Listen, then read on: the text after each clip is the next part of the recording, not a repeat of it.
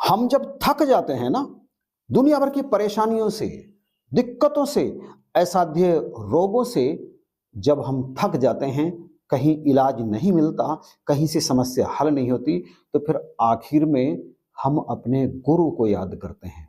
आखिर में करते हैं गुरु को याद, पहले नहीं करते। अगर पहले याद कर लें गुरु को, तो परेशानियां आती ही नहीं हैं, और यदि आती भी हैं तो फिर वो रास्ता काट करके साइड से निकल जाती हैं। चंद क्षण, चंद घंटे परेशानियों में बिताने पड़ते हैं, और उसके बाद जीवन सुखद हो जाता है। ऐसा इस निरंकार की कृपा से होता है, गुरु की कृपा से होता है। जिनका गुरु पर विश्वास होता है, मैं क्या कह रहा हूं, मैं कह रहा हूं कि जिनका गुरु पर विश्वास होता है, कैसा विश्वास, पक्का विश्वास, उनके जीवन में परेशानियां रास्ता काट करके निकल जाती हैं। और ऐसी ही एक सत्य घटना अभी हाल ही की मैं आपके चरणों में रखने के लिए जा रहा हूं।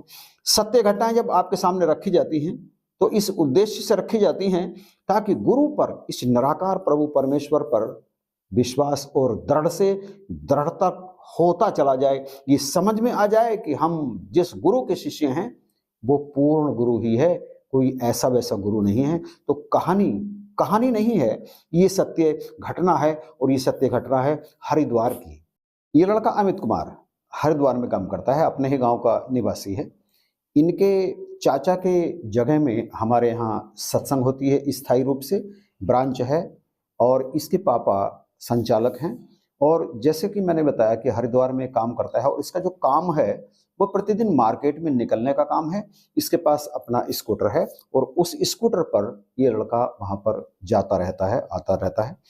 अपने सारे डॉक्यूमेंट्स इसके पास ही होते हैं, क्योंकि प्रतिदिन का काम होता है, और ना जाने कब कहाँ डॉक्यूमेंट्स दिखाने पड़ जाएं, डीएल दिखाना पड़ जाए, आरसी दिखानी पड़ जाए, प्रदूषण दिखाना पड़ जाए, या कुछ और भी, सब कुछ इसके पास रहता है। अभी उस दिन की बात है जब ये निकला अपने कमरे से स्कूटर से, और ये मार्केट में जब निकला तो मार्केट में से निकलकर ये मेन रोड पर आ गया। मेन रोड में बड़े आराम से, जैसा कि प्रतिदिन धीरे धीरे जाता ही है, उसी तरह से चला जा रहा था कि पीछे से एक गाड़ी आई, 4 व्हीलर गाड़ी। ये अपनी साइड से चला जा रहा था, 4 व्हीलर गाड़ी वालों ने भी अपनी गाड़ी को अपनी साइड से जिधर से ओवरटेक करते हैं उधर से गाड़ी वो निकाली। लेकिन इस बीच में क्या हुआ कि उस 4 व्हीलर गाड़ी की अगली सीट पर बैठे हुए शख्स ने अपना हाथ इस तरह से निकाला, और इस तरह से जैसे ही हाथ उसने अपना निकाला, तो जैसे स्कूटर से इस तरह से चल रहा है, तो इसके इधर वाले हिस्से पर उस व्यक्ति का हाथ टकराया। उस व्यक्ति के हाथ में कोई वस्तु थी जो इस बच्चे के हाथ से टकराने के बाद उसकी मुट्ठी में पकड़ी वो वस्तु छिटक करके रोड पर गिर गई। और ऐसा होते के साथ ही उस व्यक्ति ने जोर से चिल्ला करके कहा, जिसके हाथ से वो वस्तु छूटी थी, गाड़ी रोको, गाड़ी रोको, इस व्यक्ति से टकराकर मेरा वायरलेस रोड पर गिर गया है, शायद टूट भी गया होगा। और ड्राइविंग सीट पर बैठे हुए उस व्यक्ति ने अपनी गाड़ी तेजी से आगे बढ़ाई और इसे रोक लिया, ओवरटेक करके इसे रोक दिया। और ये बच्चा घबरा गया, घबरा के इसने अपना स्कूटर भी साइड में कर लिया। दरअसल वो पुलिस की गाड़ी थी, पुलिस में वो सिपाही था जिसके हाथ में वो वायरलेस था। चाहे गलती जैसी भी रही हो, किसी की भी रही हो, लेकिन अब कहने का मतलब ये था कि वो वायरलेस सड़क पर गिर गया था, इसे घेर लिया गया। उस व्यक्ति ने वो वायरलेस उठा लिया और तुरंत अपने मोबाइल से फोन करके अपने कई अधिकारियों को वहां पर बुला लिया। ये बच्चा मासूम सा है, आप चेहरा देखिए इसका, सेवा भी करता है। अब चारों तरफ से इसे घेर लिया, घेर करके कहा ये 82,000 रुपये का वायरलेस है, तुरंत 82,000 रुपये निकाल या किसी से मंगवा, तब तुझे यहाँ से जाने दिया जाएगा, अन्यथा तुझे हवालात में बंद कर देंगे। ऐसा कहकर वो उसे और भी कई तरह से, अलग अलग तरह से धमकियां देने लगे। अब ये बच्चा क्या करे?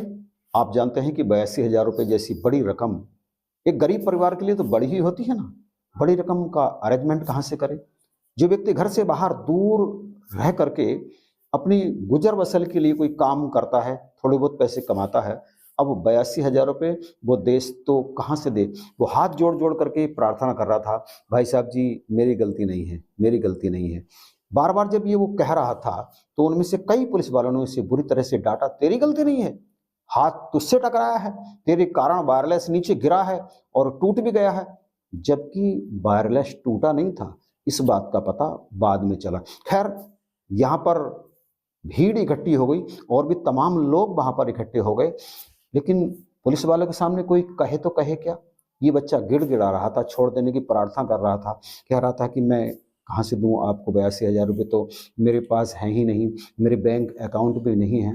लेकिन वो पुलिस वाले इनकी बात मानने के लिए किसी भी तरह से तैयार नहीं थे और बार बार धमकी दे रहे थे कि तुझे जेल हो जाएगी, तुझे हवालात में बंद कर देंगे, तेरी पिटाई भी होगी, तू जल्दी से पैसे की व्यवस्था कर, कहीं भी फोन कर और तुरंत ये पैसे तू ला करके या मंगवा करके दे। अब बड़ी मजबूरी हो गई। तभी एक विचित्र सी घटना घटी। आज के समय में आप जानते हैं ना कि किसी के फटे में कोई भी टांग अड़ाने के लिए तैयार नहीं होता, और बाहर जिसकी ना जान ना पहचान, बस दो चार उन लोगों से जान पहचान जहां वो काम करता होगा, बाकी शहर में आप जानते हैं कैसा माहौल रहता है, कोई भी किसी की मदद करने के लिए तैयार नहीं रहता। अपवाद स्वरूप कोई हो तो हो, लेकिन पुलिस के मामले में कोई भी टांग अड़ाने के लिए जरा भी तैयार नहीं होता। आप जानते हैं कि ये तो उल्टे लिए जा ना सीधे, लेकिन ऐसा नहीं है। सारे पुलिस वाले भी एक तो जैसे नहीं होते, कई के अंदर बहुत अधिक दया भी होती है, बहुत बहुत अच्छे पुलिस वाले भी होते हैं, और मैं कई बहुत अच्छे पुलिस वालों से मिला भी हूँ।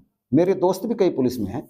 यहाँ पर मैं ये कहना चाहता हूँ कि आखिर उस समय इसका पीछा छूटा तो छूटा कैसे, न जाने कहाँ से दो व्यक्ति उन पुलिस वालों को इस तरह से हटा के उस स्थान पर आ गए जहाँ ये बच्चा खड़ा था, और उन्होंने गौर से इस बच्चे को देखा। पुलिस वाले भी उन्हें देखने लगे कि पता नहीं कौन है, ये कौन है, यहाँ पर आ गए हैं।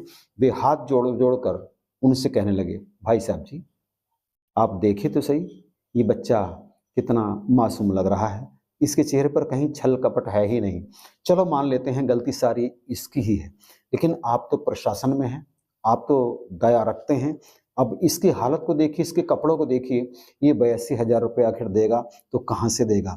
आप बड़े दयालु स्वभाव के भी होते हैं, आप इसे छोड़ दीजिए, बख्श दीजिए, भले ही इसकी गलती है, आप इसे छोड़ दीजिए। और वो बार बार घूम घूम कर प्रत्येक पुलिस वाले के सामने हाथ जोड़कर उससे इसी तरह से प्रार्थना कर रहे थे। अमित नाम के लड़के से उनका कोई भी संबंध नहीं था। मैं यहाँ पर ये बात आपके चरणों में रखना चाहता हूँ।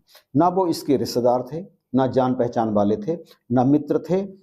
इसके अनुसार इसने पहले कभी उन्हें देखा भी नहीं था। फिर एकाएक एक पुलिस वाले ने पूछा, हाँ भाई, तुम लोग कौन हो और इसका बचाव क्यों कर रहे हो, क्या ये तुम्हारा कुछ लगता है? इस पर उन दोनों में से एक ने कहा, नहीं भाई साहब जी, हमारा तो इस बेचारे से कोई संबंध है ही नहीं, हम तो यहाँ हरिद्वार के है ही नहीं, हम तो चंडीगढ़ के रहने वाले हैं, यहाँ हरिद्वार में घूमने आए थे, और हमने जब ये देखा तो हमें इस बच्चे पर दया आ गई, और हम देख रहे हैं कि इसके पास पैसे भी नहीं होंगे, शायद गरीब परिवार का लगता है, और कहाँ से ये आपको पैसे देगा।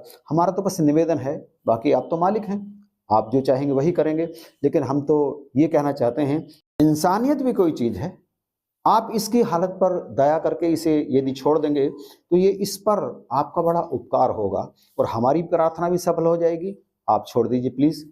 न जाने एक पुलिस वाले के मन में क्या भाव आया, शायद वो बहुत ही अच्छे परिवार से रहा होगा, दयालु परिवार से रहा होगा, उसका स्वभाव भी बड़ा नम्र होगा और बड़ा नरम स्वभाव होने के कारण वो दयालु भी रहा होगा। उसने अन्य पुलिस वाले से कहा, वो अधिकारी था, उसने अन्य पुलिस वालों से कहा, चलो जाने दो यार, छोड़ो, बच्चा मासूम लगता है और ये बच्चा बड़ा गरीब परिवार का लगता है, आप इसे छोड़ दो। उन्होंने इतना कहा ही था कि एक और दयालु पुलिस वाले ने कह दिया, जा भाई जा यहाँ से, और इसे तो जरा सा बहाना चाहिए था वहाँ से जाने का।